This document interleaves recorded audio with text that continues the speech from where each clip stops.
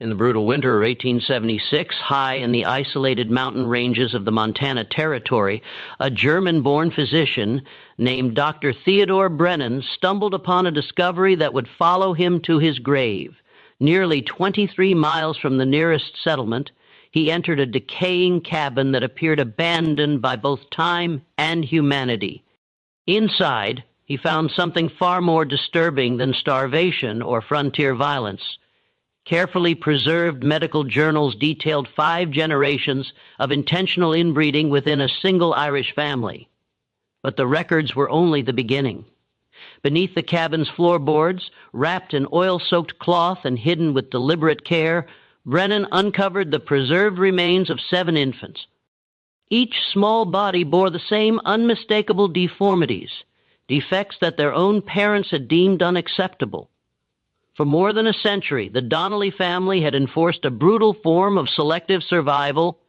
Any child born with visible abnormalities was quietly eliminated, sacrificed to preserve the illusion of a healthy, respectable bloodline. This was not desperation or madness. It was policy. What? Brennan discovered next shattered contemporary understanding of heredity and family loyalty. The evidence suggested that this practice was neither accidental nor isolated. It appeared to be a deliberate, methodical genetic experiment, refined across generations, passed down like an inheritance. Its origins stretched far beyond the American frontier, spanning 2 continents and nearly 100 years of secrecy, denial, and bloodshed. Before we continue unraveling the horrifying genetic legacy of the Donnelly family, take a moment to subscribe to the channel and turn on notifications, and let us know in the comments where you're listening from. We love hearing from our global community of mystery enthusiasts. Your support helps us bring more stories like this to light, stories that expose the darkest, most unsettling chapters of American history, because the account Dr. Brennan later recorded in his private journals did not begin in Montana's frozen wilderness. It began decades earlier, across the Atlantic, in the rolling green hills of County Cork, Ireland, where the Donnelly bloodline first veered toward catastrophe during the merciless winter of 1798. The Montana Territory of 1874 represented the very edge of American civilization, a land where federal authority existed more in theory than practice. Helena, the territorial capital, boasted barely 8,000 souls clustered around the mining operations that had sparked the region's growth. The surrounding mountains held only scattered mining camps, isolated homesteads, and native tribes still actively resisting the encroachment of white settlers.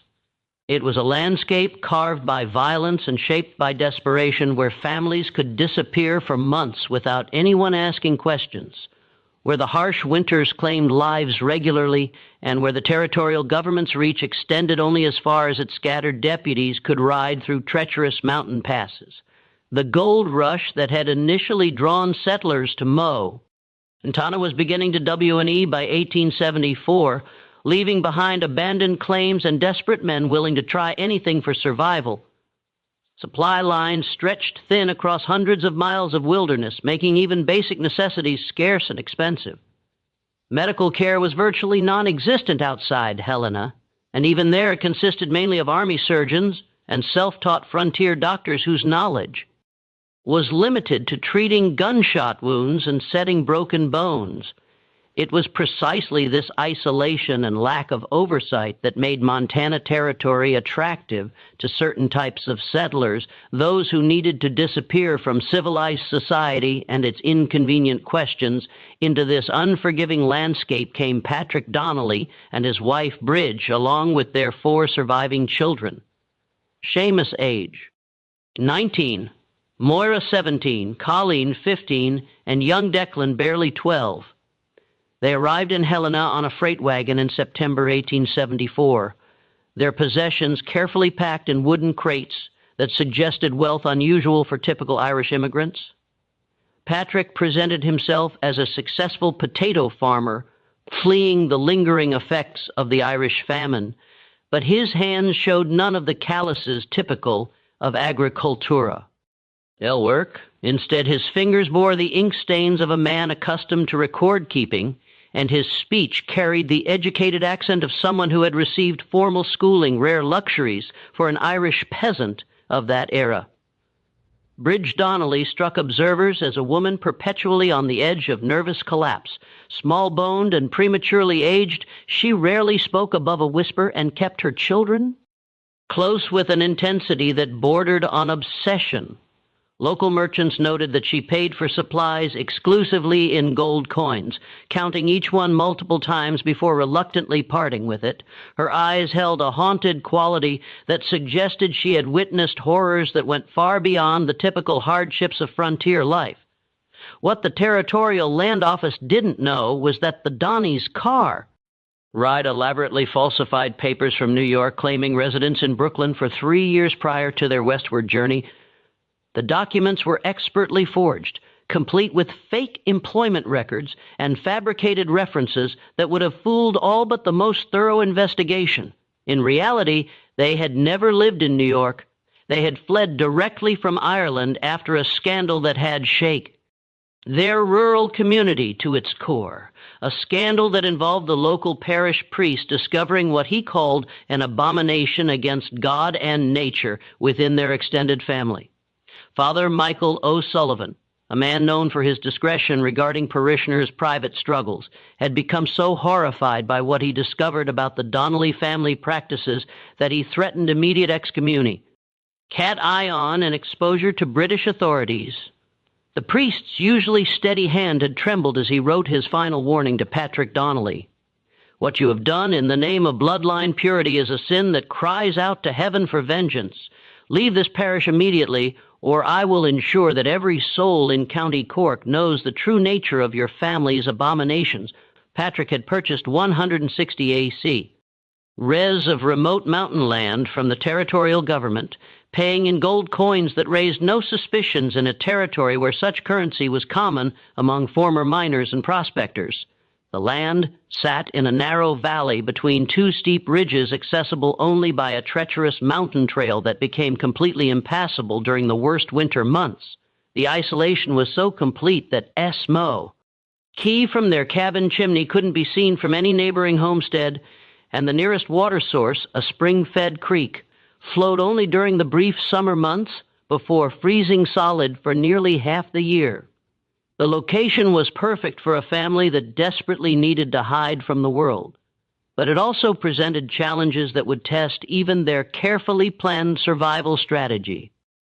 The growing season at that altitude lasted barely 4 months, requiring intensive agricultural knowledge to produce enough food for winter survival.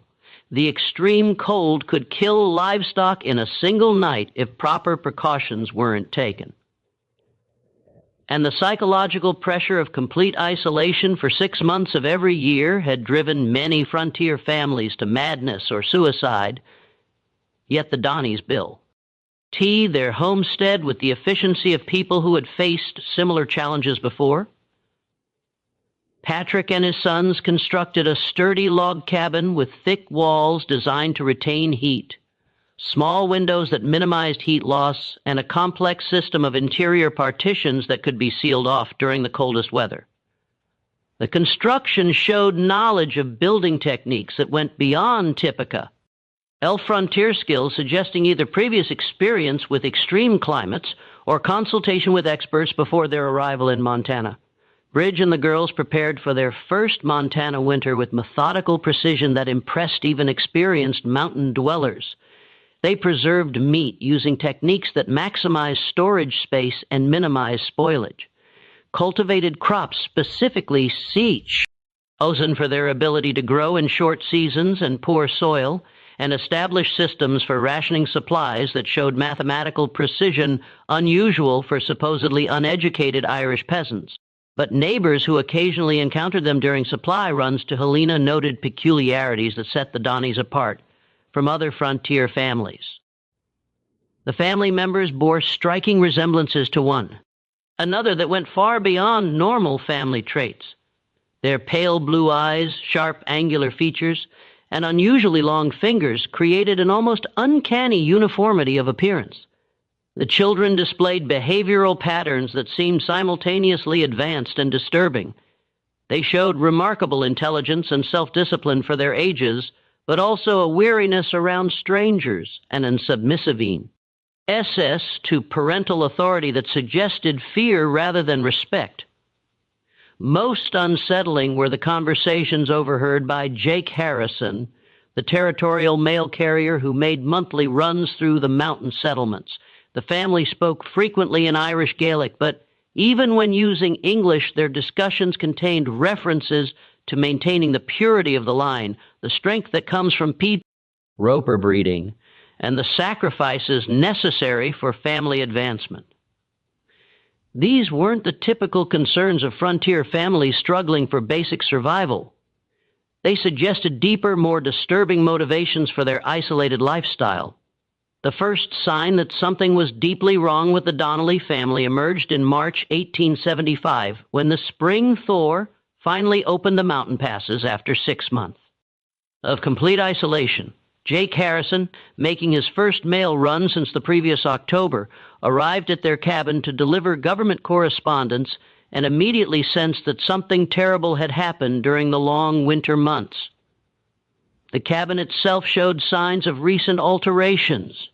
New boards covered what appeared to be holes in the walls, fresh chinking-filled gaps that suggested violence or struggle, and the area around the building bore evidence of significant digging despite the frozen ground. Most disturbing was the smell that permeated the entire homestead, a sickly sweet odor that Harrison recognized from his years of frontier experience as the lingering scent of death and decay. Bridge Donnelly met him at the door, her appearance so dramatically changed that Harrison initially didn't recognize her. The woman who had arrived in Montana just 6 months earlier as a nervous but relatively healthy frontier wife now looked haggarded and hollow-eyed, her hands trembling with what appeared to be chronic anxiety. Her clothing hung loose on a frame that had lost significant weight, and her hair had gone prematurely gray at the temples. When she attempted to speak, her voice cracked as if she hadn't used it in weeks. The winter was difficult, she managed to whisper, glancing nervously toward the cabin's interior. We lost. We had complications. Harrison found the family in the midst of what appeared to be a difficult birth with Bridge in active labor, attended only by her teenage daughter Moira. But what he witnessed during that March afternoon would later become crucial evidence in understanding the family's dark history. The scene was orchestrated with a clinical precision that suggested extensive previous experience with similar situations. The infant that emerged was clearly malformed, its spine curved in an unnatural S shape, its left arm ending in a clubbed hand with only 3 fingers, and its head disproportionately large with a pronounced sloping F, or head, that indicated severe developmental abnormalities. The child's breathing was labored, and its cries had a weak mewing quality that suggested internal complications beyond the visible deformities. But what disturbed Harrison most was the family's reaction to this obviously suffering infant. Rather than the grief, concern, or frantic efforts to help that he expected from parents facing such a tragedy, he observed what he later described as cold, calculated assessment in their eyes. Patrick and Bridge exchanged meaningful glances while speaking to each other in rapid Irish Gaelic that Harrison couldn't understand. Their tone suggested not surprise or anguish, but rather discussion of predetermined procedures for handling a familiar situation. The child won't survive the week, Patrick announced with clinical detachment, though the infant's breathing appeared relatively strong and its cries, while weak, suggested basic vitality. The mountain air is too harsh for one so delicate. It's God's mercy, really. Better to take them young than let them suffer. Harrison offered to ride immediately to Helena for a doctor, emphasizing that even severely deformed infants sometimes survived proper medical care, but Patrick firmly refused, his pale blue eyes growing hard with an authority that borked no argument. We know how to handle our own troubles, he said, placing a possessive hand on his wife's shoulder. It's the Lord's will that some children aren't meant for this world. Interfering with divine judgment would be a sin against nature itself. The religious justification struck Harrison as rehearsed, as if Patrick had delivered similar explanations many times before. There was also an underlying threat in his tone that suggested serious consequences for anyone who might interfere with the family's private handling of the situation. Seamus and young Declan, who had been working outside during the birth, returned to the cabin with expressions that showed no surprise at finding their mother in labor or their newest sibling obviously deformed, suggesting this wasn't the first such birth they had witnessed. When Harrison returned 2 weeks later with routine mail delivery, the infant was gone. Bridge met him at the door with red-rimmed but completely dry eyes, the look of someone who had exhausted their capacity for grief rather than someone experiencing fresh loss. "Lost the baby 3 days after you left," she reported in a voice devoid of emotion. "Buried him behind the cabin next to the others. The weak don't survive out here, and it's better that way." Her phrase, "next to the others," sent chills through Harrison's spine. Behind the cabin, he now noticed for the first time stood a row of small wooden crosses marking fresh-turned earth. He counted 4G. Graves. All too small for adult burials, all marked with crude dates spanning the past 8 months. The implications were staggering. The Donneys had lost multiple infants during their first year in Montana, losses that had never been reported to territorial authorities as required by law.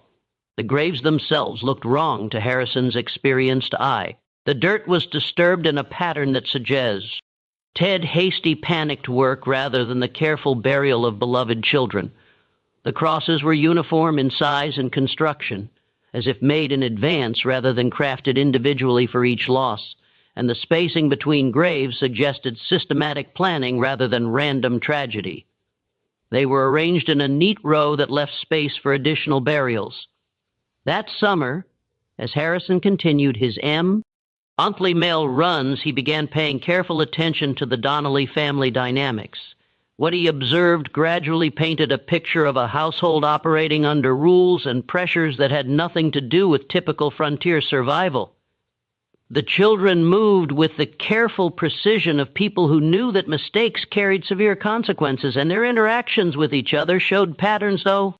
Communication that suggested shared knowledge of family secrets too dangerous to discuss openly. Moira and Colleen, despite being only 17 and 15, carried themselves with the knowledge and weariness of much older women. They handled domestic tasks with efficiency that went beyond normal teenage competence, but their eyes held a haunted quality that suggested they had witnessed things that Fundame until he changed their understanding of family relationships. When they spoke to their parents, their voices carried a difference that seemed rooted in fear rather than respect. Seamus, the eldest son at 19, had developed a pronounced stutter that seemed to worsen whenever his father was present. He flinched at sudden movements and avoided eye contact with anyone outside the immediate family, most. Disturbing was his reaction to questions about family life. He would begin to respond normally, then catch himself and fall silent as if remembering consequences for revealing family information. Young Declan appeared the most normal of the children, but Harrison caught him once staring at the small cemetery behind the cabin with an expression of terror rather than sadness.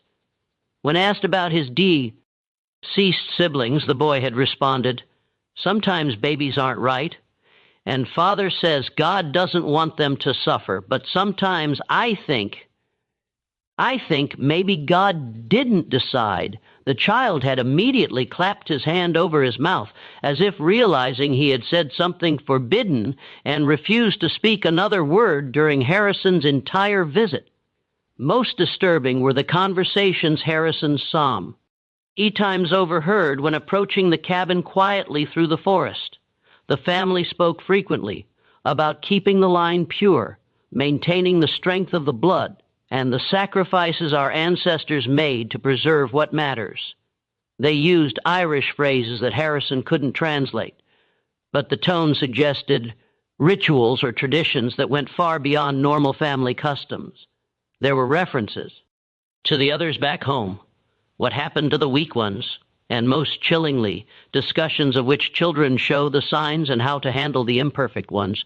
These conversations painted a picture of a family operating according to beliefs and practices that predated their arrival in Montana by many years, possibly generations. The isolated mountain homestead wasn't just a refuge from civilizati. It was a carefully chosen location where the family could continue traditions that would be impossible to maintain under the scrutiny of normal community life.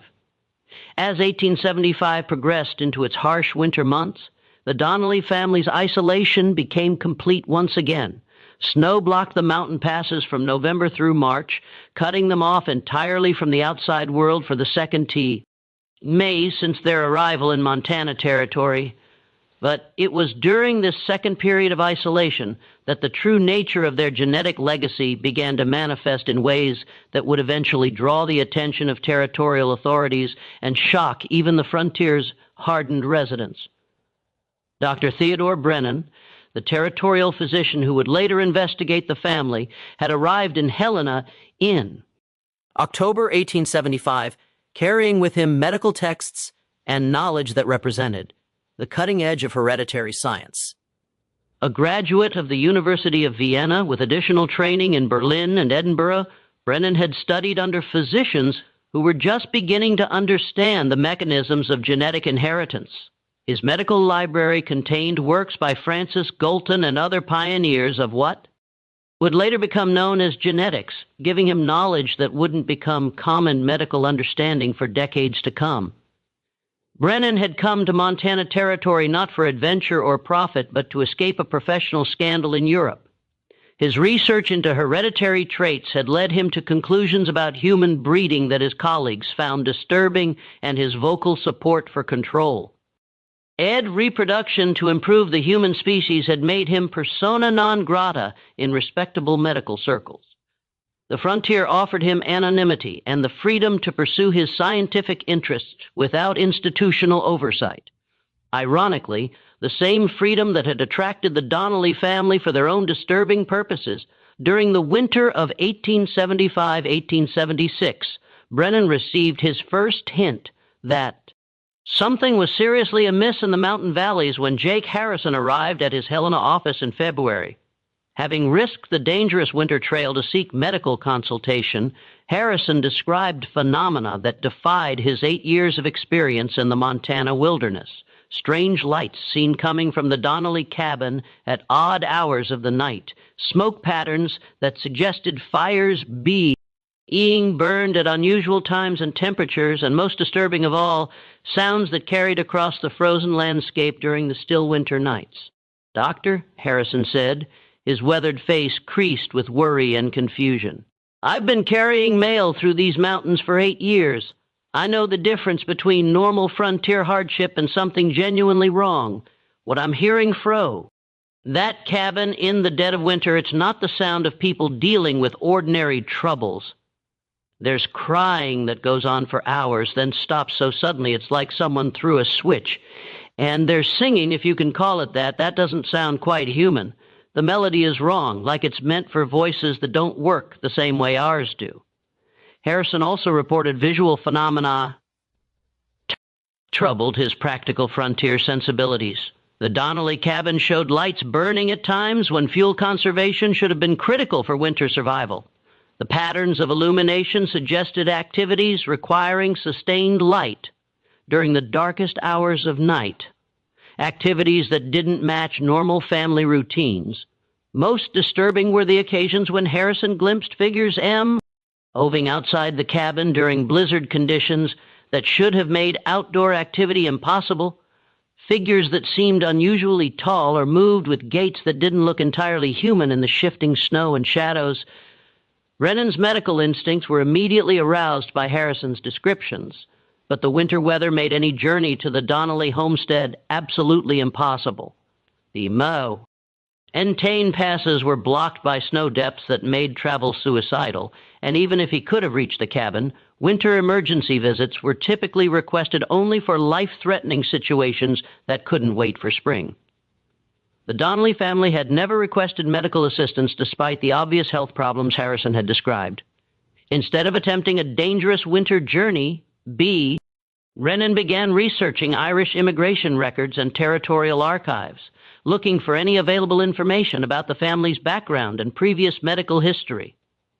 What he discovered raised more questions than answers and painted a picture of systematic deception that suggested the family's problems went far deeper than simple frontier hardship.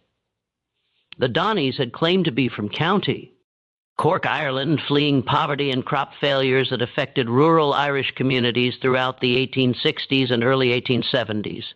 Their immigration papers contained detailed stories about lost relatives, destroyed farms, and economic circumstances that forced them to seek opportunities in America.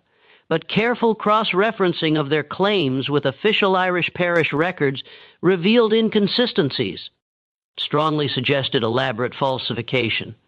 The listed relatives in Ireland couldn't be verified through church baptismal and marriage records that normally provided reliable genealogical information. The described farm locations didn't match existing land ownership records from County Cork. Most troubling, the stated reasons for immigration, crop failures, and poverty didn't match the significant amount of gold the family had used to purchase their Montana property, pay for transcontinental transportation, and establish their isolated homestead. More disturbing were reports Brennan found buried in New York immigration files, documents that immigration officials had apparently failed to follow up properly. A family named Donnelly had indeed passed through Ellis Island in 1874, but the Y had been flagged by medical inspectors for concerning physical characteristics among the children that suggested possible genetic abnormalities. The medical report described signs of developmental irregularities consistent with hereditary defects and noted that the parents had become increasingly aggressive and evasive when questioned about their family medical history. The immigration medical inspector, Dr. Samuel Morrison, had recommended that the family be detained for extended medical evaluation, but his report had been overruled by administrative officials eager to process the large numbers of immigrants passing through Ellis Island daily. Morrison's notes suggested that his concerns went beyond simple medical abnormalities. He had observed behavioral patterns in the family that suggested systematic concealment of information relevant to public health and safety. As Brennan delved deeper into available records, he discovered references to Irish families named Donnelly in other American communities, families that had arrived at different times but showed similar patterns of behavior. A Donnelly family in Pennsylvania had attracted attention from local authorities in 1871 for unusually high infant mortality rates. Another Donnelly family in Ohio had been investigated by county officials in 1873 for possible child neglect, though the investigation had been dropped when the family suddenly relocated without leaving forwarding information. The pattern suggested that the Montana Donneys weren't isolated criminals, but part of a larger network of related families who shared similar practices and moved frequently to avoid official scrutiny. The implications were staggering. If these were all branches of the same extended family, their genetic manipulation and systematic infanticide might have been practiced across multiple states and involved dozens of victims over many years. As spring approached and the mountain passes began to clear, Brennan found himself increasingly obsessed with the mystery of the Donnelly family. His professional training told him that isolated populations often develop genetic problems due to limited breeding pools, a well-documented phenomenon in remote communities throughout history. But something about this particular family suggested a pattern far more deliberate and systematic than simple geographic isolation could explain. The combination of Harrison's disturbing observations, the suspicious immigration records, and the evidence of possible connections to similar families in other states convinced Brennan that the Donneys represented something unprecedented in his medical experience, a family that had deliberately chosen to pursue genetic experimentation on themselves regardless of the consequences for their children or broader community. When the spring thaw of 1876 finally opened the mountain trails, Dr. Brennan made the decision to visit the Donnelly homestead personally, ostensibly to provide routine medical services to an isolated frontier family. What he found there would fundamentally change his understanding of human nature, genetic science, and the length to which people would go to preserve family sick. Rets that spanned multiple generations. The journey to the Donnelly cabin required a full day of difficult travel through terrain that seemed deliberately chosen for its inaccessibility. The trail wound through dense forests, across unstable creek beds, and up steep mountain slopes that would have challenged even experienced horsemen. The isolation was so complete that Brennan encountered no other travelers, no signs of other homesteads, and no evidence that anyone else had used the trail in months. The cabin itself appeared deceptively normal from the outside, well-built, well-maintained, with signs of careful farming and successful animal husbandry that suggested a family adapting well to frontier life. The immediate surroundings showed evidence of hard work and intelligent land use, care. Fully tended vegetable gardens, efficient livestock shelters, and water management systems that demonstrated sophisticated agricultural knowledge. But Brennan's medically trained eye immediately noticed troubling details that most visitors would have overlooked. The family cemetery behind the cabin contained far too many graves for a family that claimed to have lost only occasional infants to the harsh frontier conditions. Brennan counted 11 wooden crosses, all marking plots that were clearly too small for adult burials, all carved with dates that showed deaths occurring at suspiciously regular intervals rather than the random clustering typical of epidemic disease or severe weather casualties. The graves themselves were arranged in neat rows that suggested systematic planning rather than desperate responses to unexpected tragedies. More disturbing was the evidence of recent expansion in the cemetery area. Fresh tool marks in the surrounding trees and recently moved earth suggested that additional grave sites were being prepared in advance, preparations that implied the family expected future deaths rather than hoping to avoid them. The crosses marking existing graves showed similar construction and weathering patterns as if they had been made in batches rather than individually crafted for each deceased child. Patrick Donnelly met him at the cabin door with a mixture of frontier hospitality and barely concealed weariness that immediately set Brennan's professional instincts on edge. The family patriarch had aged dramatically since Harrison's descriptions from the previous. His hair had gone completely white despite his apparent age of 45, and deep lines creased his face in patterns that suggested chronic stress rather than normal aging. His hands trembled slightly when he thought no one was watching, and his eyes held a haunted quality that Brennan recognized from patients suffering from severe psychological trauma. "We don't need a doctor here," Patrick said, with forced firmness, but his voice carried less conviction than his words suggested. "We've always handled our own troubles, just as our families did in the old country. Bringing outsiders into family matters only complicates situations that are better resolved through traditional methods." Bridge appeared behind her husband, and Brennan was shocked by the extent of her physical deterioration since Harrison's previous descriptions, the woman who had given birth just over a year earlier now looked gaunt and hollow-eyed, her frame so thin that her clothing hung like drapes over protruding bones. Her hands showed a constant tremor that could have indicated neurological problems, chronic malnutrition, or psychological stress severe enough to cause physical symptoms. When she attempted to speak, Rick silenced her with a sharp look that suggested years of practiced dominance and consequences for disobedience that went beyond normal marital authority. But it was the children who provided the most disturbing evidence of the family's dark secrets and abnormal lifestyle.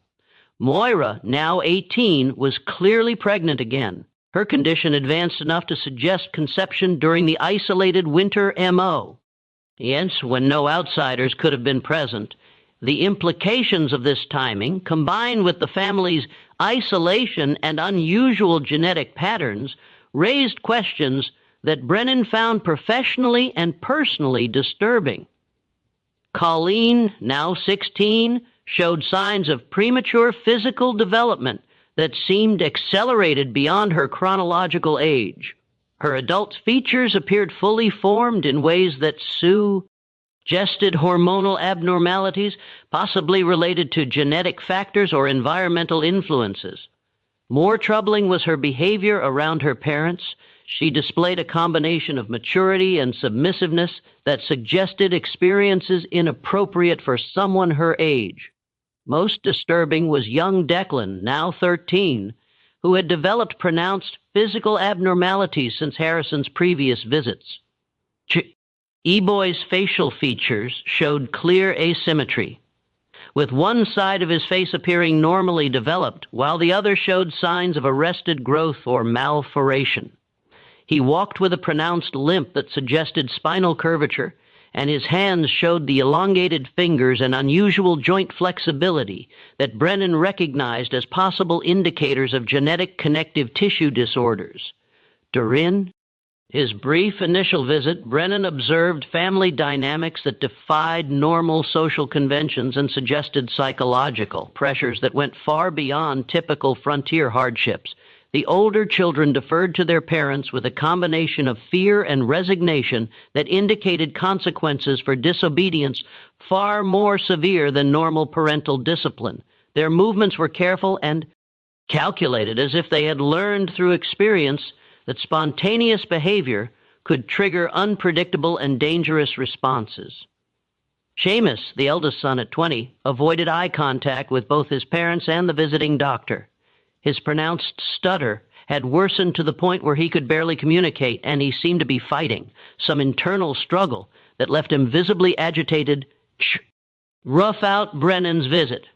When asked direct questions about family life or his own health, Seamus would begin to respond normally, then catch himself mid-sentence and fall silent, as if remembering severe consequences for revealing family information to outsiders.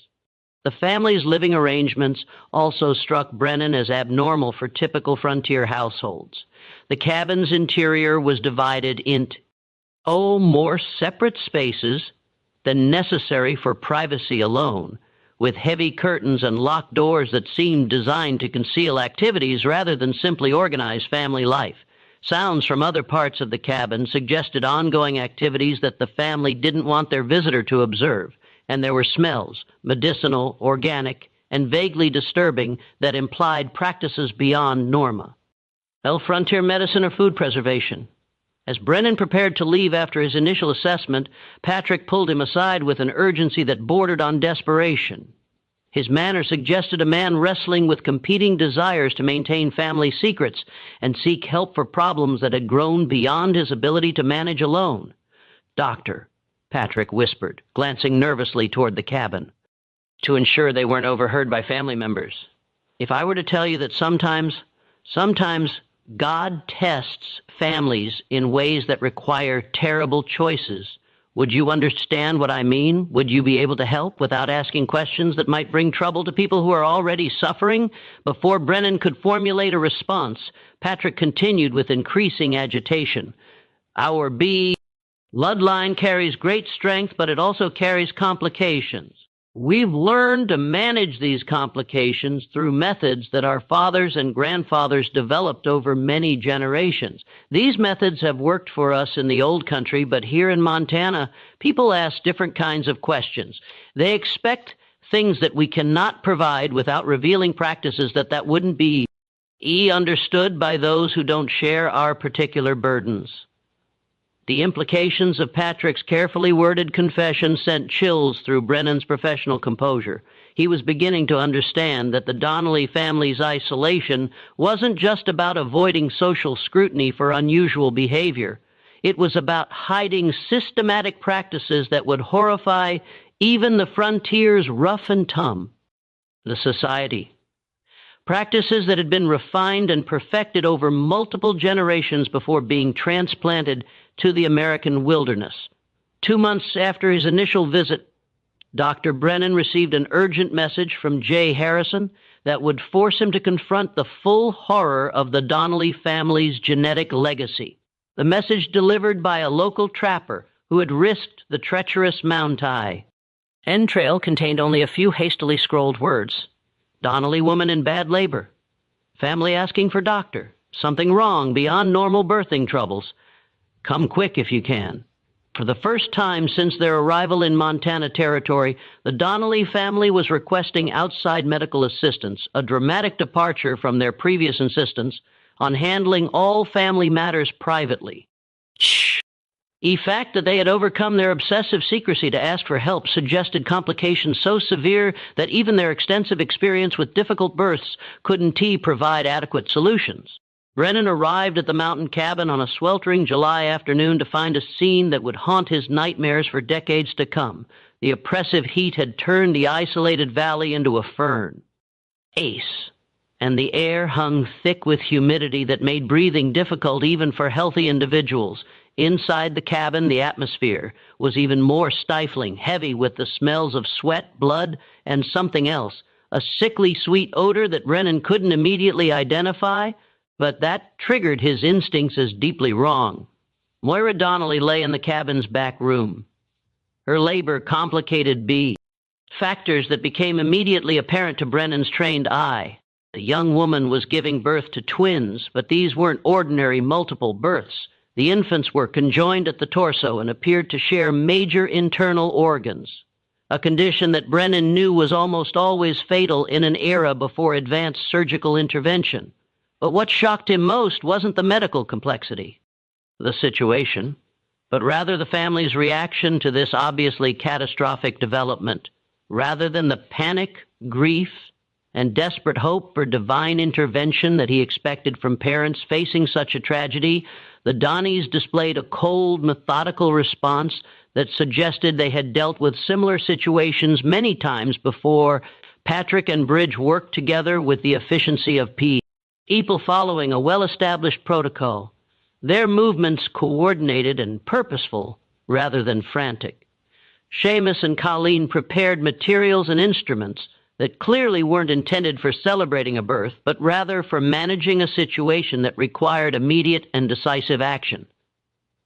The twins themselves presented a medical challenge that would have strained the resources of even best-equipped hospitals of the era. They shared not only external tissue connections, but appeared to have integrated cardiovascular and nervous systems that made separation impossible with 1876 medical technology. One infant was clearly stronger than the other, but both showed signs of vitality that suggested they might survive for days or even weeks if provided with appropriate supportive care.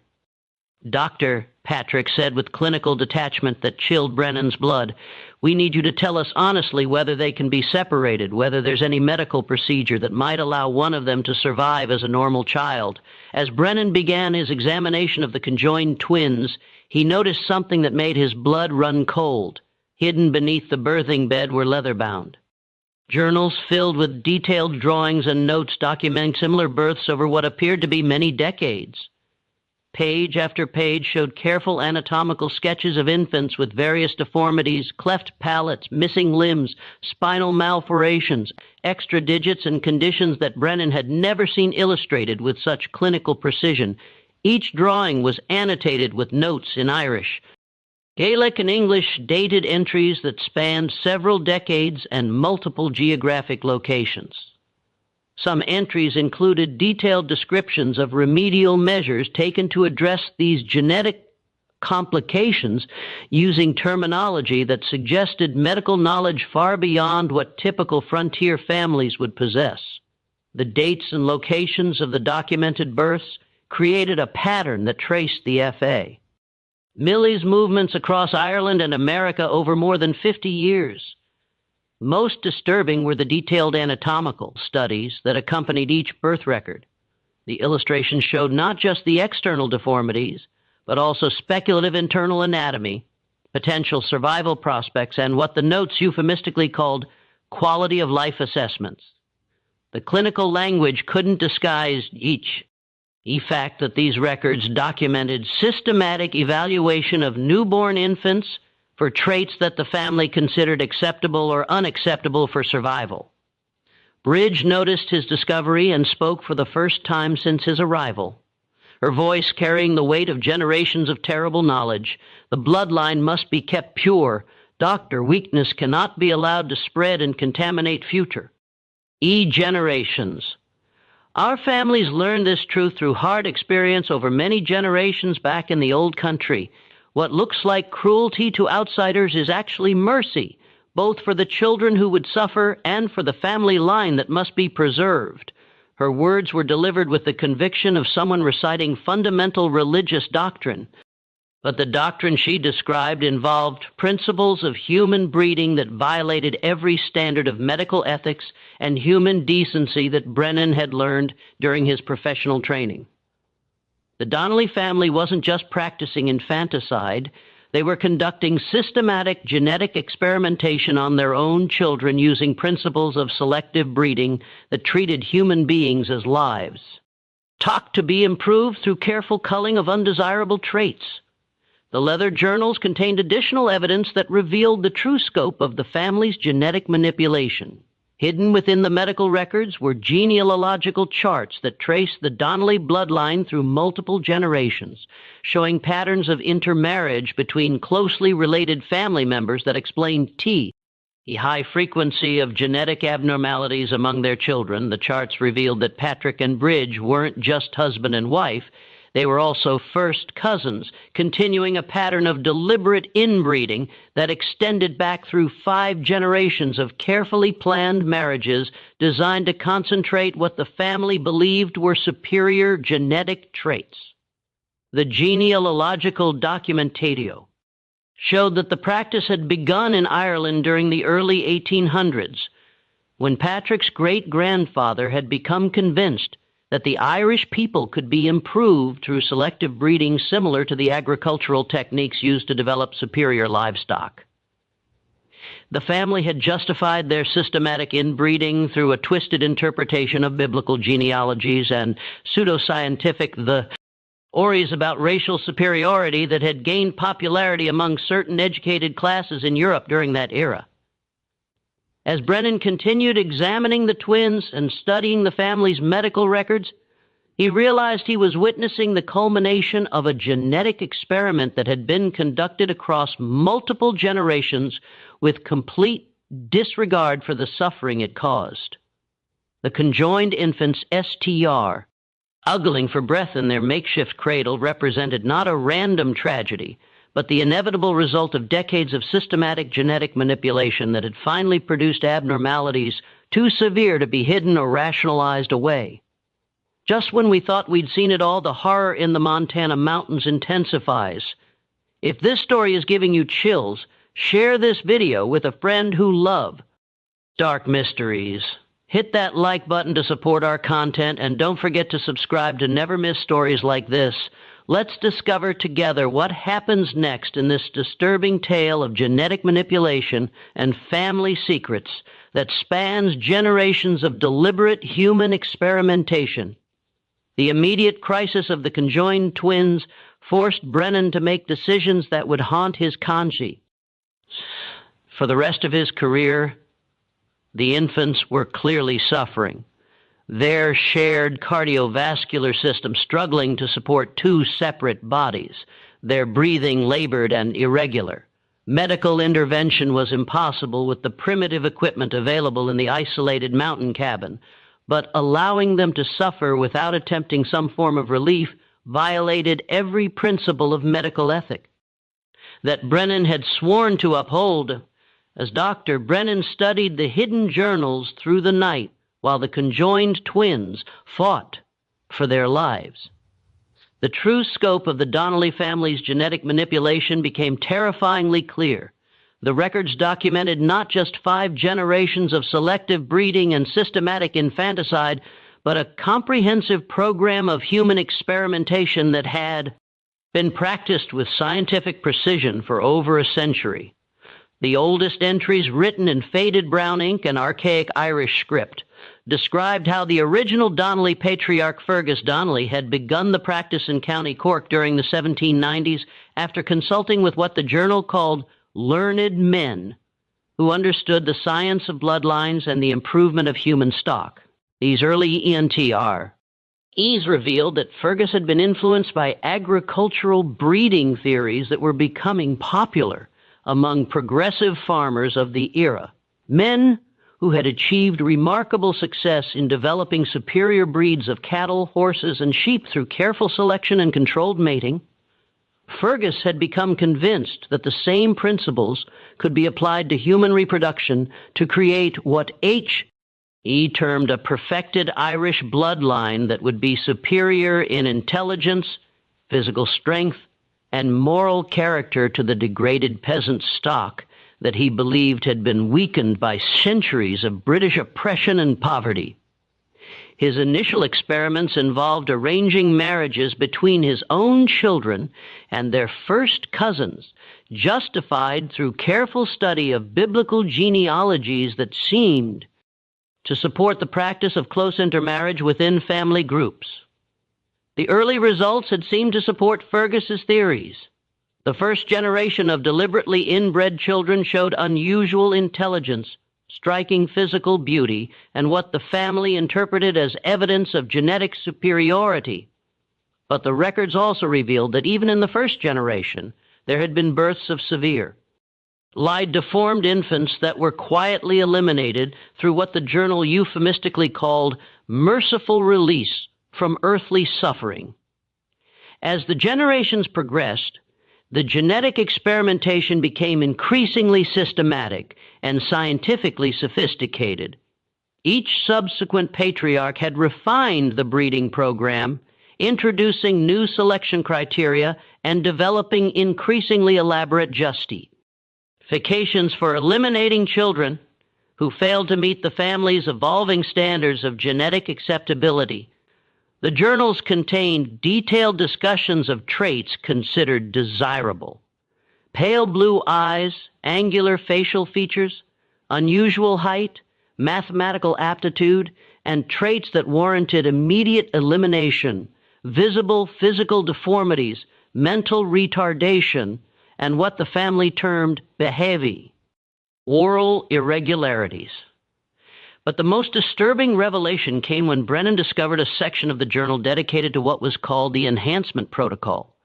The entries described systematic attempts to accelerate the concentration of desired traits through increasingly close breeding relationships.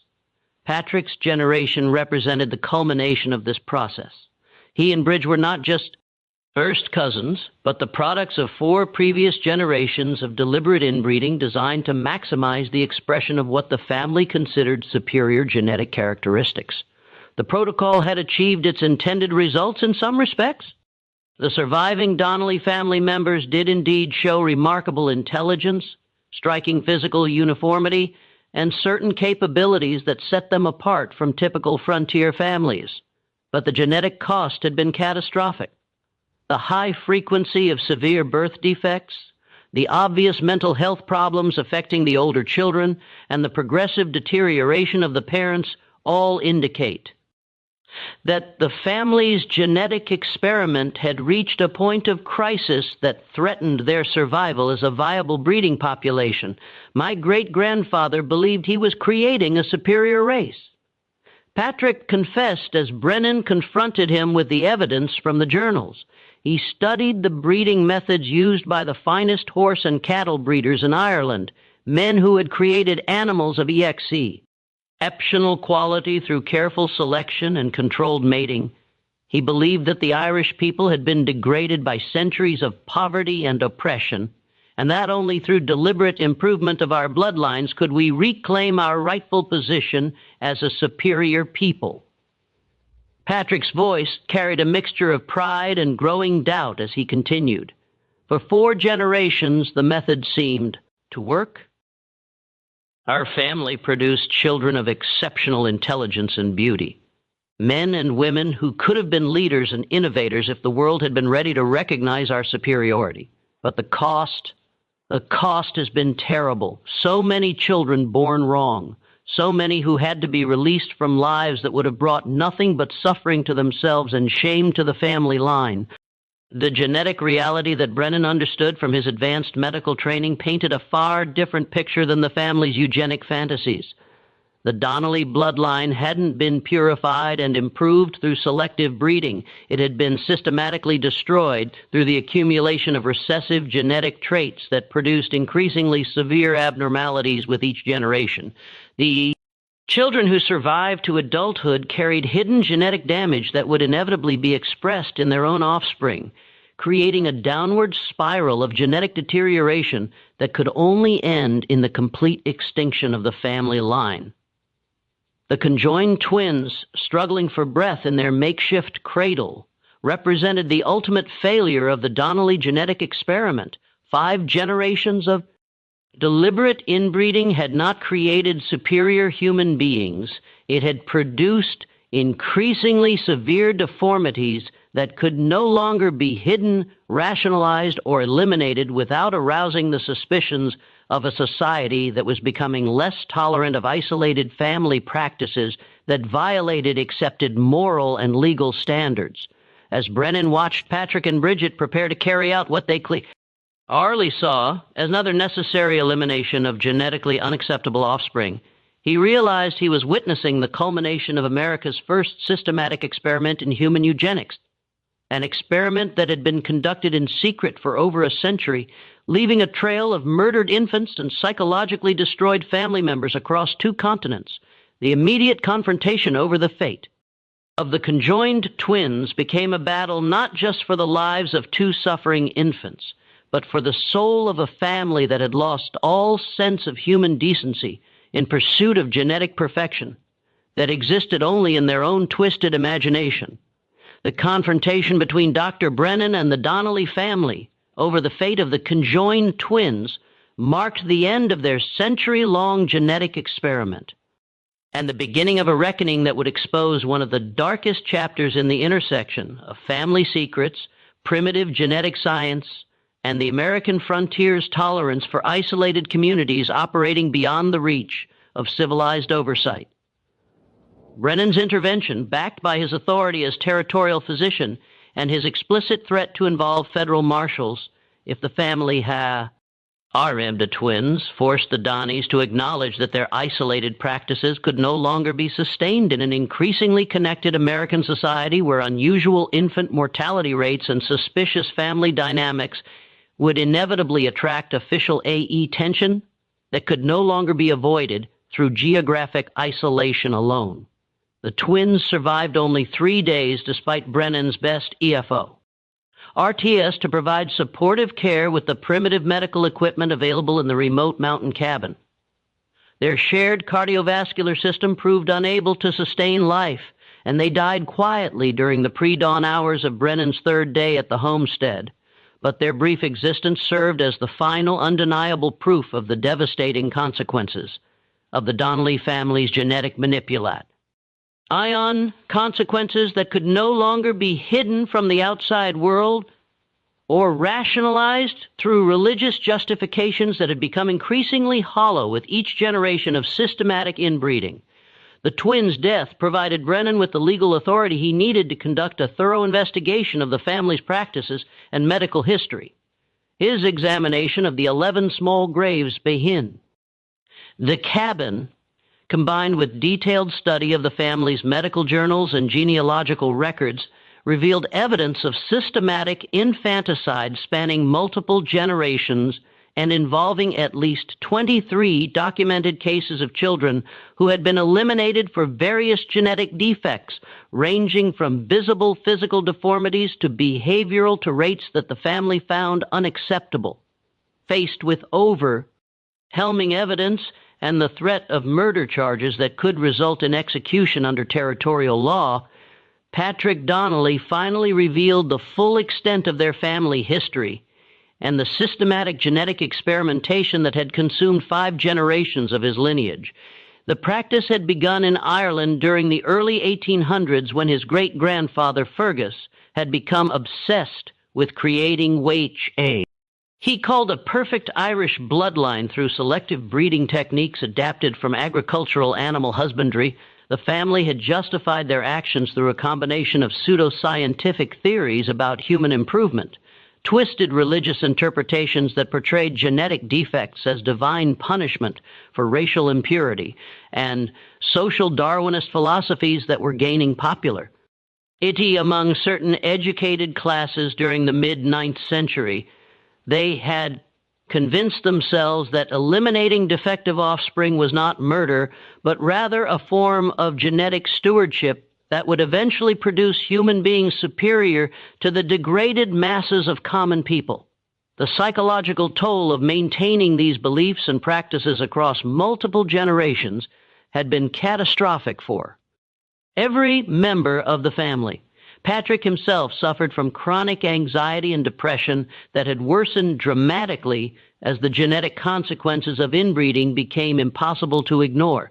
Bridge had experienced multiple nervous breakdowns and showed signs of what Brennan recognized as severe post-traumatic stress resulting from years of participating in the systematic murder of her own children. The surviving children presented a tragic spectrum of psychological and physical damage resulting from both genetic factors and the traumatic environment in which they had been raised. Seamus, the eldest son, suffered a complete mental breakdown when questioned about his role in the family's practices, revealing that he had been forced to participate in the elimination of defective siblings from the age of 12. His profound stutter and inability to maintain eye contact were symptoms of psychological trauma, so severe that Brennan doubted he would ever recover sufficiently to function in normal society. Moira and Colleen, both products of the family's systematic inbreeding, showed physical and psychological symptoms that would require years of treatment to address. Both young women had been psychologically conditioned to accept their roles as breeding stock for continuing the family line, and both showed signs of sexual abuse that suggested their father had been preparing them for marriages to their own brothers, the logical continuation of the family's genetic concentration program. Young Declan, whose physical deformities made him a living reminder of the family's genetic failures, presented the most complex challenge for territorial authorities. His spinal curvature and facial asymmetry were progressive conditions that would require ongoing medical treatment, but his psychological state had been so severely damaged by witnessing years of infanticide and abuse that he posed potential dangers to himself and others. The boy disappeared one night from territorial custody, vanished, into the Montana wilderness without leaving any trace that would allow authorities to determine his fate. The legal proceedings against Patrick and Bridge Donnelly were complicated by the unprecedented nature of their crimes and the territorial justice system's lack of experience with cases involving systematic genetic experimentation and generational patterns of infanticide, the territorial PR. Prosecutors struggled to find appropriate charges for crimes that spanned multiple generations and jurisdictions, while defense attorneys attempted to argue that the defendants were victims of hereditary mental illness rather than calculating criminals who had systematically murdered their own children. The case attracted attention from medical and legal experts throughout the American territories. The remote location and primitive communication systems of the era meant that much of the evidence and testimony never reached the broader public. Patrick and Bridge Donnelly both died in territorial custody before their cases could come to trial. Patrick from what appeared to be a stroke, brought on by the psychological stress of having his life's work exposed as a catastrophic failure, and Bridge from complications related to her final pregnancy, which ended in yet another severely malformed stillbirth that seemed to symbolize the ultimate futility of the family's genetic experimentation. Dr. Brennan's detailed documentation of the case became part of early medical literature on the dangers of consanguineous marriage and the genetic consequences of systematic inbreeding. His professional reports published in territorial medical journals and later in national medical publications provided some of the first systematic evidence of the relationship between close family intermarriage and increased rates of genetic abnormalities in offspring. However, he never published the full details of what he had discovered, including the systematic infanticide and psychological abuse that had Chirac. To rise the Donnelly family's practices, Brennan's private journals, discovered after his death in 1923, revealed his lifelong struggle to understand how human beings could systematically eliminate their own children in pursuit of genetic perfection that existed only in their own twisted imagination. His notes described recurring nightmares about the conjoined twins and persistent guilt about his inability to save the children who had been murdered before his intervention could protect them. The Donnelly homestead was abandoned after the family's arrest, and the mountain property reverted to territorial ownership when no surviving relatives could be located to claim inheritance rights. Local residents avoided the area partly due to practical concerns about the harsh winter conditions that had made the location appealing to the family, but also because of growing awareness of the horrors that had taken place there. The isolation that had once protected the family's secrets now served as a natural barrier that prevented curious visitors from disturbing what had become an unofficial monument to the dangers of genetic experimentation conducted without ethical oversight or scientific UND. Her standing. The small cemetery behind the cabin, with its 11 documented graves and evidence of additional unmarked burial sites, served as a permanent reminder of the ultimate failure of humanity's first systematic experiment in genetic eugenics. The neat rows of crosses marking the graves of murdered infants stood as testimony to the moral bankruptcy of theories that valued genetic purity over bossy. See human decency and parental love. In the decades following the exposure of the Donnelly family's practices, similar cases began to emerge in other isolated American communities, suggesting that the Montana family had not been unique in their experimentation with human breeding techniques.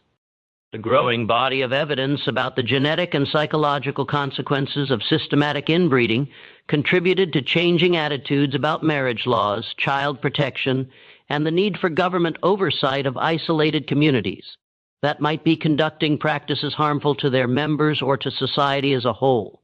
The legacy of the Donnelly family's genetic experiment extended far beyond their own tragic story. Their case provided early evidence for genetic theories that would later become fundamental to modern understanding of heredity. While their systematic infanticide practices contributed to evolving legal and ethical standards for child protection that would eventually make such family-based eugenics programs impossible to sustain in American society. This mystery shows us how the pursuit of genetic perfection can lead to unthinkable horrors when combined with isolation, desperation, and a fundamental misunderstanding of human worth and scientific principle. The Donnelly family's century-long experiment in selective breeding represents one of the darkest chapters in the intersection of family secrets, primitive genetic science, and the American frontier's tolerance for communities that operated beyond the boundaries of civilized moral standards. Their story serves as a permanent warning about the dangers of treating human beings as experimental subjects in pursuit of theoretical improvements that exist only in the minds of those who have lost all sense of basic human decency and parental love. What do you think of this story? Do you think the full truth about E. Donnelly family ever came to light? Or is it more likely that what we know is only a fragment, one surviving record from a much larger hidden pattern? How many other families buried deep in the American frontier may have carried out similar practices beyond the reach of law or scrutiny in an era when authorities lacked the manpower, communication, and infrastructure to monitor isolated settlements? Could long-term genetic experimentation have unfolded quietly, unnoticed, and unchallenged? Share your thoughts in the comments below. This chapter of American history forces us to confront uncomfortable questions about secrecy, isolation, and how far people will go to protect their own distorted ideals. If you found this story disturbing and compelling and want more narratives like it, subscribe to the channel, turn on notifications, and share this video with someone who enjoys mysteries that test the limits of human morality and obsession. Until next time, stay curious and stay unsettled.